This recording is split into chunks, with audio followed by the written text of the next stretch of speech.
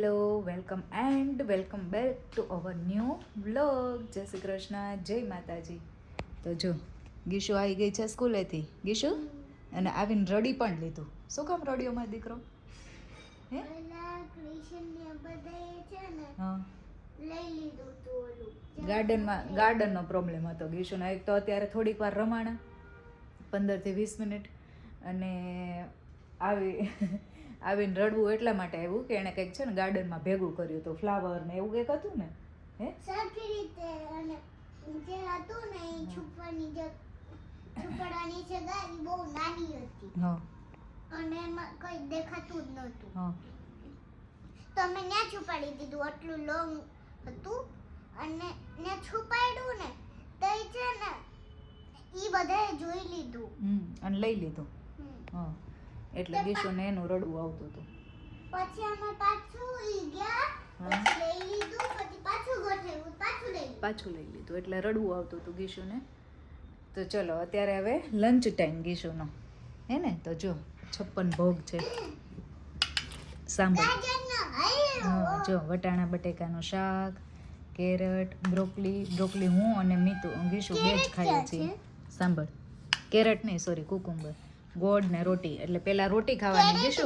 કેરેટનો હલવો. હા ગીશુ, પેલા રોટી ખાવાની. ઓકે, પેલા એક રોટી, લાસ્ટમાં ડીઝર્ટ હોય બેટું. હા, કેવો છે? બહુ ટેસ્ટી. કે દિવસનો ગીશુને ખાવો તો હે ને ગીશુ. આજે મમ્માએ બનાવી દીધો. આમાં એવું થાય, અડદિયા બનાવીએ તો અડદિયા અને મીઠું બધું ભેગું ના ચાલે ને, એટલે એક પતે ને તો પછી એક બનાવીએ, એટલે અલગય થઈ જાય અને ચાલે દે. તો ચલો અત્યારે હું ગીશુને જમાડી દઉં. ગીશુ, અવાજ ધીમો કરતો. જો ગાઈસ, અહીંયા અમારું એક પાર્સલ આવી ગયું છે. પાર્સલ મેં ખોલી નાખ્યું છે અને હવે તમને બતાવું છું. અમે મીશોમાંથી મંગાવ્યું હતું. ટિશ્યુ પેપર છે. કેટલા પેકેટ છે કાઉન્ટ કરો?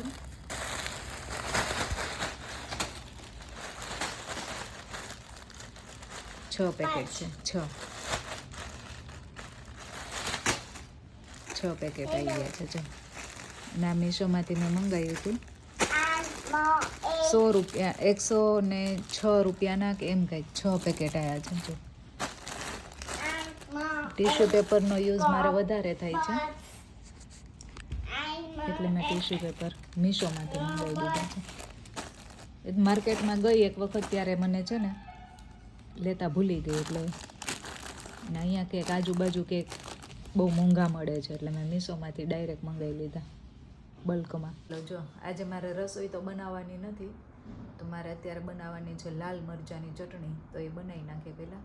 અને રસોઈ શું કામ નથી બનાવવાની એ હું તમને પછી કહું, તો વિડીયોમાં બન્યા રહેજો.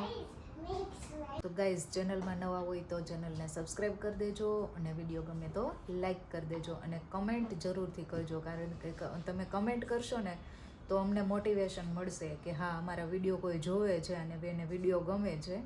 તો તમે સજેસ્ટ બી કરી શકો છો કોમેન્ટ દ્વારા, કે અમે જે ક્વેશ્ચન પૂછીએ તો એનો આન્સર કરો, અમને સજેસ્ટ કરો કે આમાં શું કરવાનું છે, શું નહીં. એવી રીતના કોમેન્ટ કરશો ને તો અમને મોટિવેશન મળશે અને વિડીયો બનાવતા રહેશું. તો ચલો, પહેલાં તો અત્યારે હું લાલ મરચાંની ચટણી બનાવી દઉં છું. કેમ કે લાલ મરચાં હું કાલે લાવી હતી માર્કેટમાં. બહુ ટાઈમ આપણે રાખીએ ને તો એ બગડી જાય, એટલે મેં કાપી, અને સવારે જ મને ટાઈમ હતો ને તો મેં એને કાપી લીધા હતા. તો ચલો અત્યારે આપણે એની ચટણી બનાવી દઈએ. તો જો, અહીંયા છે ને મેં 250 ગ્રામ જેટલા મરચાં લીધા છે. એના બી અને આમાં જે નસ હોય ને એ કાઢી નાખે છે, એટલે તીખા ના લાગે. અને મેં મરૂન કલરના મરચાં લીધા છે, એટલે એ થોડાક છે ને ગળિયા હોય, ઓલા પીળા જેવા હોય ને તો એ થોડાક તીખા આવે છે. એટલે મેં મરૂન મરચાં લીધા છે, એની પેલી રગ અને બી કાઢી નાખ્યા છે. હવે આને ક્રશ કરવાની છે. તો અહીંયા મેં એક પેનમાં 1 ચમચી જેટલું ઓઇલ લીધું છે. એમાં નાખીશું આપણે થોડીક હિંગ,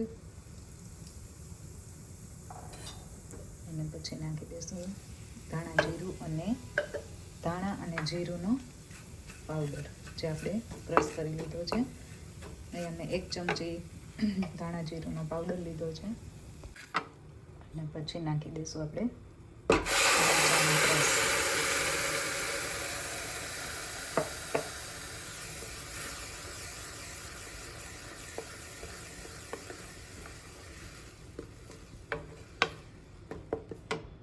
એમાં નાખશું થોડીક હળદર અને તેલ છૂટું ના પડે ત્યાં સુધી આપણે એને હલાવશું.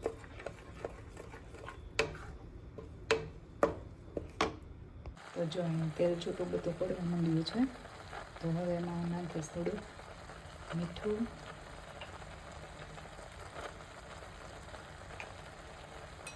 ચાટ મસાલો 1 ચમચી જેટલો ચાટ મસાલો અને 1 ચમચી જેટલો આચાર મસાલો.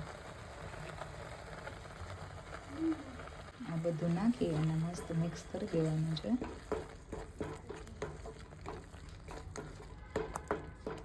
અહીંયા 250 ગ્રામ જેટલો ગોળ લીધો છે. જેટલા મરચાં હોય એટલો ગોળ લેવાનો છે. તો મેં અહીંયા 250 મરચાં હતા તો મેં 250 ગોળ લીધો છે. હવે આને સરસ રીતે મિક્સ કરી ગોળ ઓગળી જાય અને તેલ છૂટું પડવા માંડે ત્યાં સુધી કૂક કરવાનો છે. અને આપણે 5 થી 6 મહિના સુધી સ્ટોર કરી શકીએ છીએ. તો જો બની ગયો છે મારો સોસ, ચટણી. કલર એકદમ મસ્ત આવી ગયો છે, મરૂન કલર જેવું થઈ ગયું છે.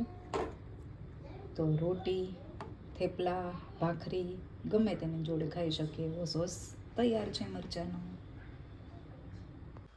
તો જો મારે રસોઈ આજે એટલા માટે નહોતી બનાવવાની કે આજે છે ને મારી એક ફ્રેન્ડ છે ને પાઉંભાજી અને પુલાવ બહુ મસ્ત બનાવે છે. 2 ફ્લોર રહી છે. 2nd floor. તો ત્યાં ઓર્ડર આપેલો હતો પાઉંભાજી અને પુલાવ બનાવવાનો. પુલાવ કેમ ગયા? મને છે ને એના પુલાવ બહુ ભાવે. કાઢો તો પૂનું.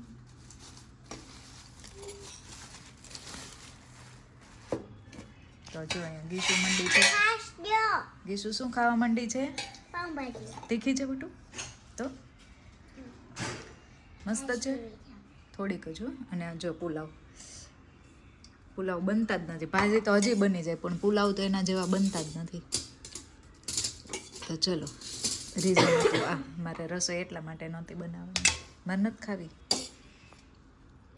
ચલો જો તો પાઉંભાજી ખાધી ગઈ મેં તો મજા આવી. મેં તો પુલાવ ખાધા કે દિવસનો પુલાવ ખાવાની ઈચ્છા થઈ હતી. પાઉંભાજી ના ખાવ, પુલાવ ખાવ, બહુ મજા આવે પુલાવ ખાવાની.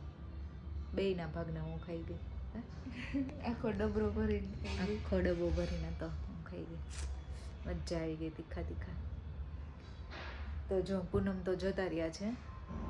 9:30 થયા એટલે એને ક્રિકેટનો ટાઈમ થઈ ગયો. પીચમાં બધા રાહ જોતા હશે. એ તો ગયા. 9:30 થઈ ગયા છે તો અમે સુવાની તૈયારી કરીએ. તો ચલો, વિડીયો ગમ્યો હોય તો લાઈક કરજો, શેર કરજો ને સબસ્ક્રાઈબ કરજો ને મસ્ત કમેન્ટ કરજો એટલે અમને વિડીયો બનાવવાનું પ્રોત્સાહન મળે, મોટિવેશન મળે અને એમ થાય કે હા ચલો વિડીયો બનાવવાનું આપણે ચાલુ રાખીએ. તો કમેન્ટ કરજો પ્લીઝ. તો ચલો મળીએ નેક્સ્ટ વ્લોગમાં. ત્યાં સુધી બાય બાય, જય શ્રી કૃષ્ણ, જય માતાજી, ટેક કેર.